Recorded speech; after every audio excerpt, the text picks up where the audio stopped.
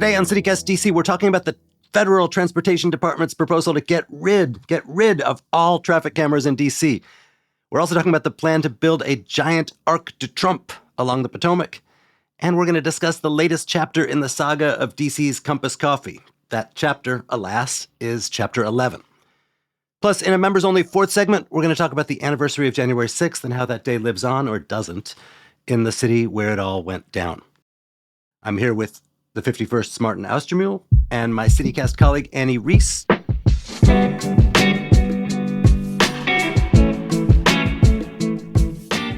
Today is Friday, January 9th. I'm Michael Schaefer. Here's what DC's talking about.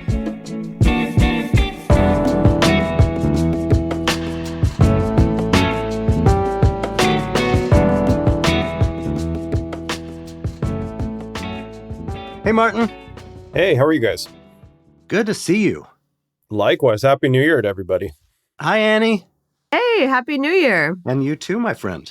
So we had one of these headlines that shot around DC this week, spurring outrage and fury, or I guess spurring like rejoicing among people who dig running red lights, which is that the annual, supposedly annual highway bill that Congress has to pass has a provision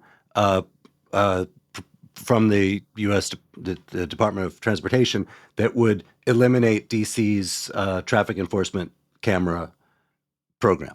DC has hundreds of enforcement cameras, which the city credits with having reduced fatalities from traffic accidents, and which literally the day of this news, one of those envelopes, I knew exactly what it was, arrived at the Schaefer residence. Oh, no. From the city. Have you opened it? How much is it? I have opened it, and it's $100, and I'm guilty. And, my reaction was like, I shouldn't have done that. Maybe I should be more careful in the future, which I think is the reaction that is designed for me to have. You have the right to remain silent. You should not have admitted guilt on a podcast. There goes your appeal. I have already gone to the site and put in my credit card, which is a first for me because in the past the last time I got hit for delay, not because I was resisting it, but because I was just a lazy slob and forgot to go pay. So then I had to pay even more. But point is, this is a thing that enrages people here. There is like a politics in the country of somehow there's a war on cars and these cameras are just a money grab. But locally, in officialdom at least, a lot of concern about what this does to public safety. Yeah, it's also a really interesting issue because of the cross currents of politics we're talking about here. Like on the home rule side of things, on self-governance, most DC residents hate it when Congress or the federal government or the White House gets involved in plainly local affairs like traffic cameras. I mean, that is a very local issue. That being said, there's a lot of people locally who hate traffic cameras who I think have been saying openly on social media, or probably maybe to their spouses or their friends, like, listen, I wouldn't be too sad if these traffic cameras all went away because I've gotten hit with tickets. But yeah, I do think it kind of misses the broader point here that, well, it's like you said, I think there's this kind of idea of like, oh, they're just fleecing people who wouldn't know better. Like they're just driving their cars and unfairly getting hit with these $100 fines. And I think on the other side of it is, listen, we've all gotten the tickets. We've all learned our lessons. I know where most of the cameras are. I drive much more slowly across the district. I think there is some value to public safety here. But if this conversation should be had, it should be had at the local level, not in Congress. Yeah. Well, one of the people against this in Congress was saying, making the point that like it's all money and it's not actually doing anything to, deter or create safety, which I feel like this is just a really interesting issue because the district would say this is the kind of like sweet spot of actually bringing in money that is needed in the district while also like acting as a deterrent. But it's kind of gotten caught up in a lot of other like national political stuff. I mean, it's kind of like the red light cameras like has become such a lightning rod. Like, can we kind of go back through some of that history here? Just to your point, I think both these things can be true. I think it is. But people shouldn't speed. People shouldn't drive. I mean, and it's not just a little speeding. They only get you if you go more than 10 miles over the speed limit. People shouldn't do that. On the other hand, I actually think I am, and I think everyone should be uncomfortable when when there's a proposal for some change in like a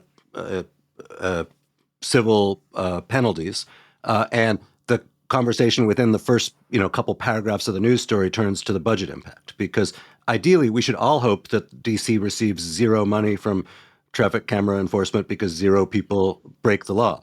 And once you get into a situation of sort of counting on the money, then that creates some sort of messy incentives and some potential for excuse making on the part of people who break the law. DC's camera program is not age old.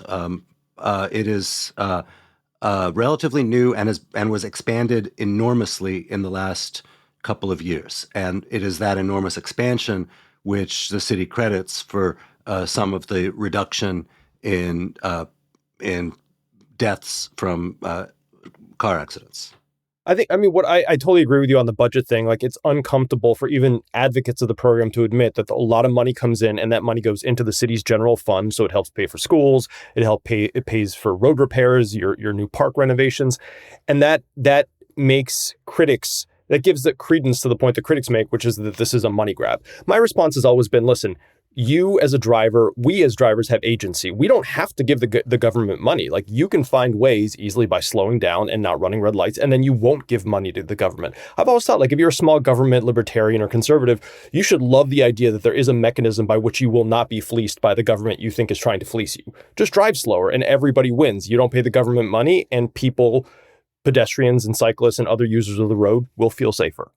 So my colleagues at Politico who watch the Congress are not especially alarmed by this, because this is part of the highway bill that can't pass on reconciliation, i.e. it can't be jammed through in purely partisan ways. It is subject to the filibuster in the Senate, and this, they think, will fall out of it. It's the kind of thing that falls out of it. It is notable to me that it was put in by the Transportation Department, not by some sort of member of Congress backbencher looking to prove a point, which I think says something about the national politics around this now, that even, podunk matters of neighborhood road safety are national culture war issues. The other thing I think for people in DC that it says, again, is this question of who is minding the store on Capitol Hill for DC. Yeah, no, and I think the last time we were on the show, we talked about that exact issue. Is DC Delegate Eleanor Holmes Norton up to the task of fighting this? And, she's relatively high on one of the subcommittees that deals with transportation. She's on the Transportation and Infrastructure Committee. Exactly. So this is exactly the sort of thing that in her heyday, in the days that she was the Eleanor Holmes Norton that we all knew and everybody voted for, she would have fought this tooth and nail, both publicly and behind the scenes, and probably successfully. And now there's legitimate questions if she'll do that. And I think so, yes, I agree with you that, honestly, I think this will probably get pulled out at some point. I think someone in the Senate will look at this and be like, this is not something that we need to be concerned about in Congress, so why are we doing this? But I think there's less of a certainty of that happening now, only because we can't trust that Eleanor Holmes Norton is up to the task of waging that fight that she had waged in the past. And man, I'm on the press release list for her office, as I'm sure you guys are too. And, I get a sort of a steady stream of things. Norton introduces bill to do X, Y, Z, often fairly obscure stuff. And I assume a lot of that is sort of automated and staff generated. This report came out in Politico Wednesday morning. Wednesday came, Wednesday went. No statement from our delegate. Yeah. Well, and this is a bit of a side note, but I thought it was interesting this week that we got another person in the race for her seat, which is her longtime senior legislative aide, which was like not the name I personally was necessarily expecting to see. What do you make of that? Have you worked with this person? No, I have not. But I mean, I was as surprised as anybody to see it, just because, like, if your own challenge is coming from within your own house, I mean, that tells you that there's a significant issue. Now, he went out of his way to basically not criticize her and her capacity to do the job now. He said she wasn't running the campaign. She should be running to win the seat, which I thought was a bit of a cop-out. Like, if you're running against your own boss, it's because you don't think they're doing their job well right now. Not that you don't think they're going to do it well in the future. But it's the gold watch strategy. Yeah, no, totally true. The gold watch strategy. Yeah, Annie, you've been a great executive producer here at CityCast. Here's a gold watch for you. I hope you enjoy your retirement, and I'm running against you. Oh, okay. Wow, damn. So just kind of, I feel like we always steer back to Delegate Norton, which is an important topic. On the traffic cameras, I think the one thing that DC has gotten done poorly is that there's legitimate concerns about if you get one of these tickets and you think it's unfair that you got one, or it wasn't you driving the car, or any number of things that you should be able to appeal, you're allowed to appeal. But the appeal process is very cumbersome, somewhat understandably, and it's tough to navigate. People complain about it. People also complain about some of the locations of these cameras. I mean, they're located on like the on-ramp or an off-ramp of a freeway where cars are coming at speed or getting up to speed. So I think there have been moments, and there are examples where these are being put in places where it seems a little bit like a speed trap. Now, there are definitely other places where it's fully justifiable that you should have a camera when you're 2 blocks away from a school zone and you're going into a residential area. There, it's eminently justifiable to say 25 miles an hour is the speed limit. If you're driving 36, which is when you start getting a ticket, you're going to get a ticket because it's dangerous for people. So yeah, I think DC there's some communications they could have improved on, and there's some things that they could have tweaked in the program years ago that I think may have helped a little bit. That being said, people are still going to hate cameras. Why haven't these things been tweaked already? I mean, this has been around. As you note, people, not just Yahoo members of Congress who we're supposed to not like, but Washington, D.C. residents have had these sorts of complaints. We supposedly have a responsive local government that we vote for. How come they haven't made those tweaks already? They have made some tweaks. I mean, the program used to be run by MPD, and then a couple of years ago it was moved over to the D.C. Department of Transportation, the logic being this money or this program should be run by people who are experts in transportation, not people who are just experts in traffic enforcement. And there's some logic to that. But then other efforts, the council wanted to make sure that all this money that the traffic cameras generate went directly back into traffic safety programs, or kind of like doing infrastructure work to make the road safer. The mayor backtracked on that. She wanted the money to go to the general fund. So it's been this push and pull that like there have been slight improvements and tweaks to the program, but then some get walked back. Because like we said earlier, it's such a cash cow, and you're talking $250 million a year. That is a not insignificant amount of money. And so I don't know. So basically, some of these critics are right, even if you don't agree with their prescription for it, which is to say that there is like an unseemly cash element here that, based on what you just said, gets in the way of people's willingness, ability to make good faith tweaks in the program. Like what do you do if there is some traffic camera that you know to be in a place that's like, it's hard to see, or it's a place where a lot of people who are trying to do the right thing are going to get caught. What do you do to rectify that? Who do you contact, et cetera? That's the thing. I mean, in theory, you could contact the council. You should contact the Department of Transportation. Will you get a response? Who knows? I think this all fundamentally, as it comes down to money, you talked about your $100 the fine that you got, which is the base fine for speeding. Like the most minimal speeding will get you $100. Now, that's high, generally speaking, for other jurisdictions. Like I know out in Montgomery County, you cross through Chevy Chase on Connecticut Avenue, and the cameras that they have there, it used to be $40 across the board. Like you speed 12 miles an hour over, it was just $40 no matter how fast you're going. They've only recently changed that to make it so the faster you go, the higher the fine. But I feel like maybe there would be fewer complaints if they had at some point lowered some of the fines. But again, that costs money because, again, the city projects that they're going to make like, $1 billion over 4 years. Well, if they want to change it so they're only going to make $600 million, they have to account for $400 million. So that's why changes have never been made. I think that the amount of the fine would change people's reaction a lot.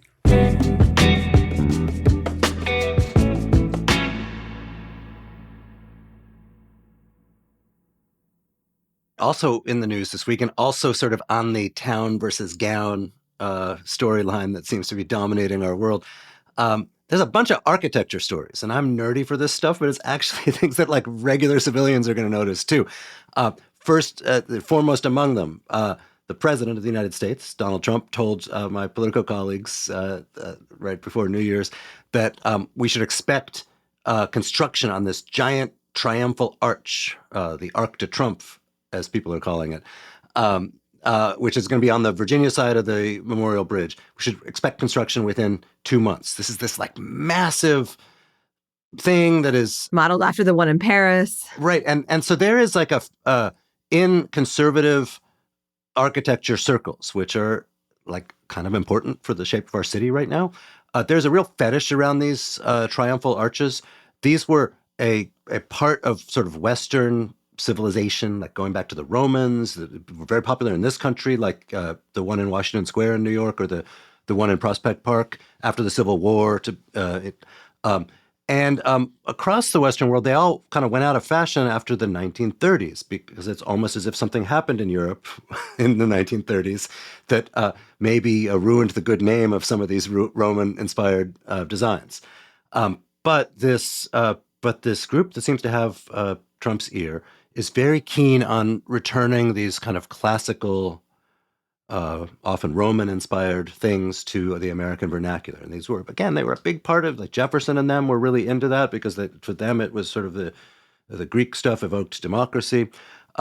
So this Arc de Trump is one of them. The White House ballroom was supposed to have elements of this. That's part of it. There's even now calls for the new football stadium, which is going to be domed and glassy, to actually have like classical design too. This is the one that really got the CityCast team yesterday, imagining like, oh, I wonder what style of columns they'll choose, like Doric, Ionic, or Corinthian. Like, it's just like hilarious to imagine this kind of like neoclassical football stadium. But is it though? Like, Rome had the Colosseum, right? And the one in LA where they'll do the Olympics. And what is football if not gladiatorial? Right, exactly. And the LA Coliseum has elements of that too. It's not like completely unheard of.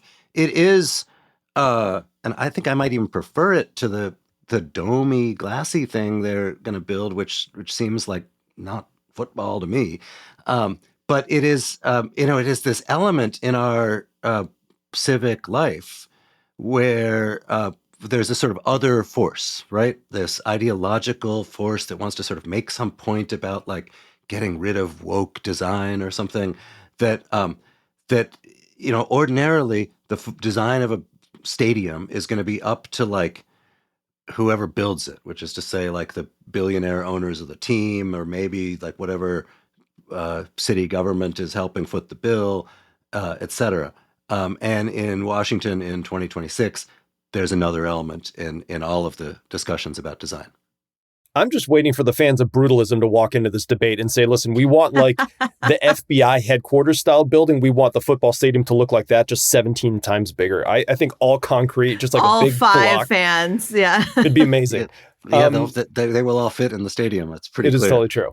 I think though, what's interesting about it, like I take your point and I don't disagree. Like I think a lot of the new stadiums look like futuristic-y. They look interesting, but I think they also seem eminently disposable. Like, that in 30 years, this thing's going to get knocked down and probably defunct. Right. Yeah. It will be defunct.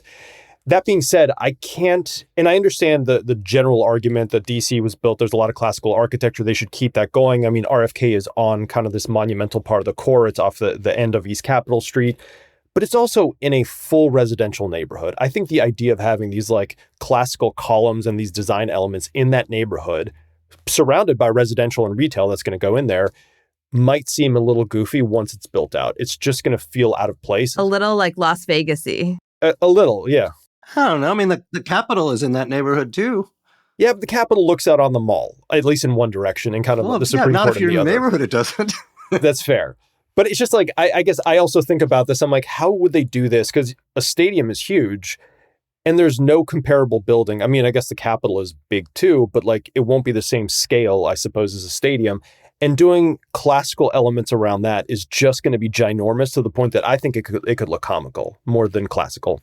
The other factor here is that as we've talked about on our pod before, in DC to build anything, there's a whole bunch of hoops you don't have to jump through in like Kansas City or something, and some of these are commissions that are appointed by the president. The president has appointed really senior White House people on the National Capital Planning Commission, which is not usually a place where senior people of any sort want to spend their time. He's also fired the entire Commission of Fine Arts, which is another thing that has to approve a whole bunch of federal buildings or stuff near the mall, and not replaced them yet, but has nonetheless a plan to get the entire East Wing thing approved, which apparently it has to be, within 9 weeks.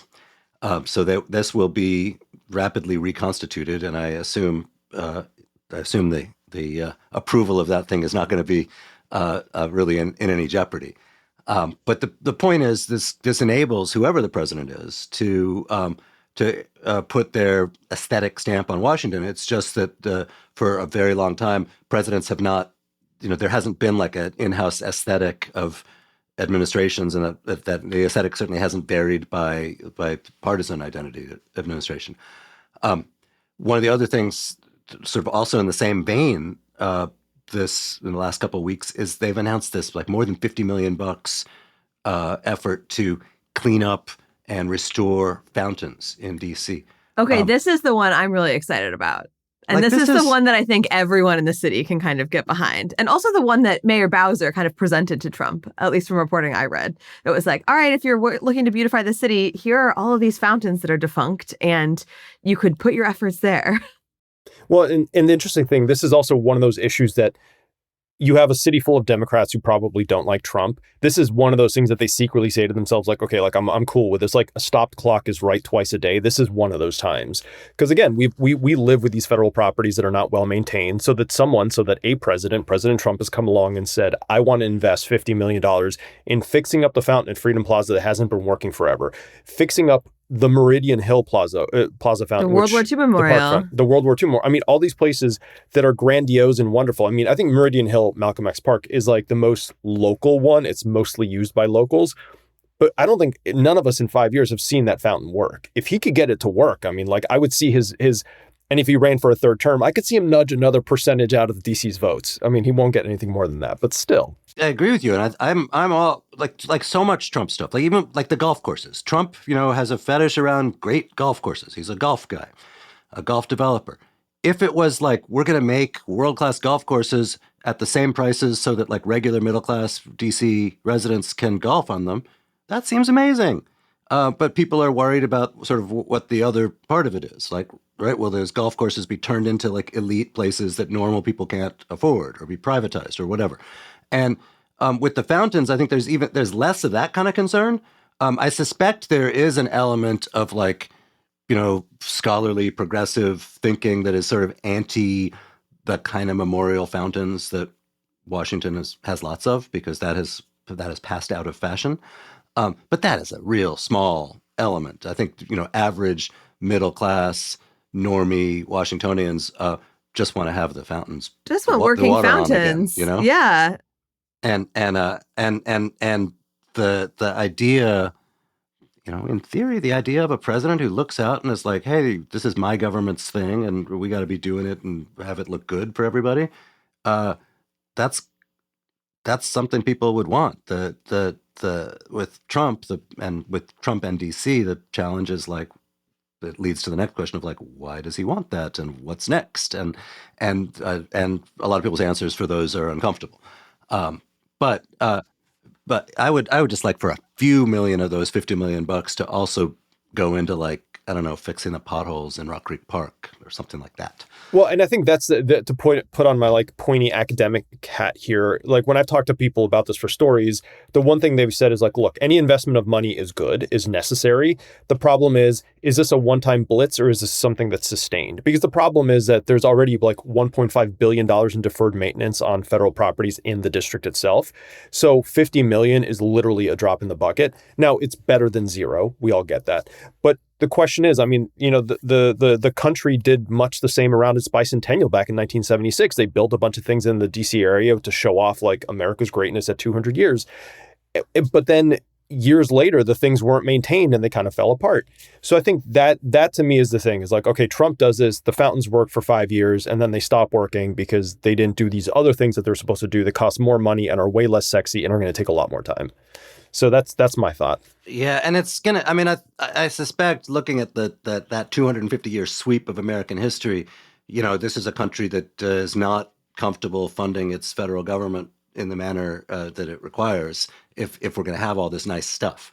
And so you have these blitzes, and then these moments of like, nobody wants to be the member of Congress who kept taxes high so that they could maintain a fountain that your constituents are never going to visit. And the challenge for a city like Washington is, well, the only way around that is to maintain them ourselves, and that is awfully expensive. and a thing that's probably not fair to lump on some local city. So I don't know. Maybe when Martin, we'll have you on CityCast in like 20 years, and we'll discuss the fraying state of the fountains.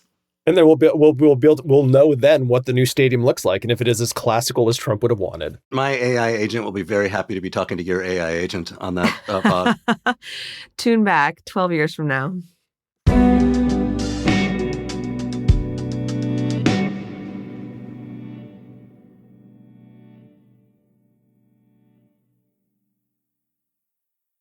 So in a weirdly related story, Compass Coffee went into Chapter 11 this week. Compass is a local coffee chain started by scions of a couple of fairly powerful DC families.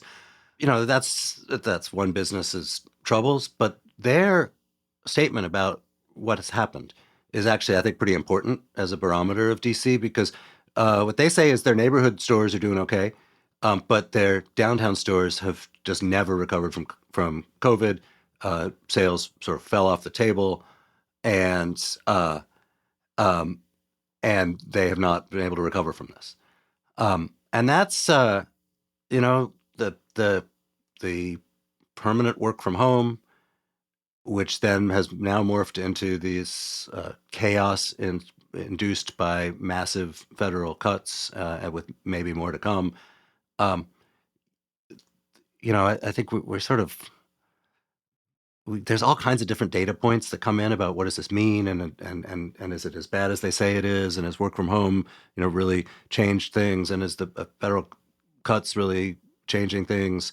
But like, actually, how many people are going out to buy a cup of coffee on a weekday morning is I think, pretty decent barometer of that. The coffee index. The coffee index. I mean, look, I'm not an enormous coffee aesthete, so for all I know, they suffered just from the regular competition of the marketplace, and other coffee places just outdid them. But it seems like bad news for the city if something as simple as a coffee joint downtown is going to be struggling. Yeah. Well, I mean, one question I have for both of you is just, we know the city has been working and putting out all of these plans of like this revitalization of downtown, like working to try to make this happen. And it just is not really happening, right? Like on the timeline, downtown has fundamentally changed post-pandemic, and like some stuff has kind of come back, but it's not really happening. I mean, I think there are some examples of where this kind of push to convert office buildings to residential is happening. The issue is it's not happening to the scale that that would make downtown kind of survive in the long term, or like at least in the short term.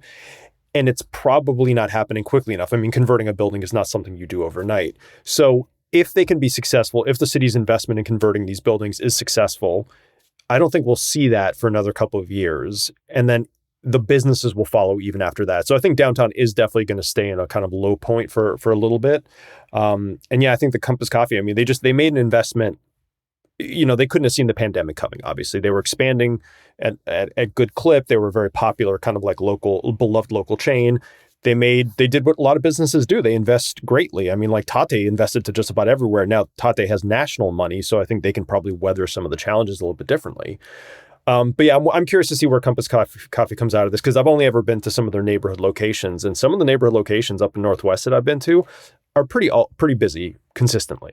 The downtown thing, the city's answer as of a couple of years ago was we're going to turn downtown into a neighborhood too, a neighborhood with people who live there, who go out to the store, who might go out and get coffee on a Saturday morning, who are doing neighborhood things. And that is the answer, because looking at the whole future of work, not just in DC, but everywhere, the kind of commute to the office model is probably not a thing to like bet on. Now we're in a second problem, which is that because, look, there's prediction that DC will lose 40,000 federal jobs out of 200,000. That's a fifth of federal jobs, and it's the biggest employer in Washington. So all of this, like, we're going to convert office buildings to residential, or knock down office buildings and put up apartment buildings. All of that was based on the idea that there's always going to be this red hot demand for real estate in Washington. But if the red hot demand goes away, that creates even less ability to do this expensive refitting that you got to do if you're going to turn like K Street into Main Street. Yeah, absolutely. And the city's investments to date have not been huge. I mean, we're talking, I think, $5 to $8 million a year or something like that in incentives to developers to turn these buildings from offices to residential. Now it ticks up in the next 3 years. I mean, they're going to go. Yeah, that's like 2 months worth of parking of traffic tickets. But over the next couple of years, the investments are going up. But again, you're talking about if in 2 years those investments go up, you're talking another 5 years until buildings get turned around. I mean, again, I think DC has been through this through highs and lows before, and the lows last a while. But you start preparing for the highs, or you start setting the groundwork to get you out of the lows, and know that it's going to take a while to get there. So yeah, we may be in for a little bit of time here of downtown. I mean, downtown was never the most exciting place in the world, but still there was a lot of local businesses, there was a lot of workers, there was offices, it was dynamic. I think it's going to be a bit before we see that again. And maybe when we come out of this, we'll see it as a residential neighborhood, as a place that people want to live because they realize the value of being in the middle of everything instead of being out on the periphery. Yeah, but for now, I would take enough action that it revives the like sneeze guard lunch places that people used to make fun of. All right, I want to give a big thank you to our newest CityCast DC neighbor, Adam D. Thank you for your support. Today, paid subscribers get a bonus 4th roundup chat about the legacy of January 6th in the city. If you want to be sure you always get the full episode, become a member. Head to membership.citycast.fm and sign up. It's only $10 a month. Members get ad-free listening, exclusive members events, and an extra events newsletter each and every week. Again, that's membership.citycast.fm. And that is all for today here on CityCast DC. Our production team this week was Annie Reese, Julia Karen, Ash Durbin, and Elizabeth Kama. Newsletter editors Kayla Cote-Stemmerman and Natalia Aldana wrote our fabulous newsletter, Hey DC, this week. And our hosts are Bridget Todd and me, Michael Schaefer from Politico. Music is by Alex Roldan. If you enjoyed the show, why not tell everyone about it at a downtown coffee shop of your choosing? We'll be back Monday morning with more news from around the city. Bye.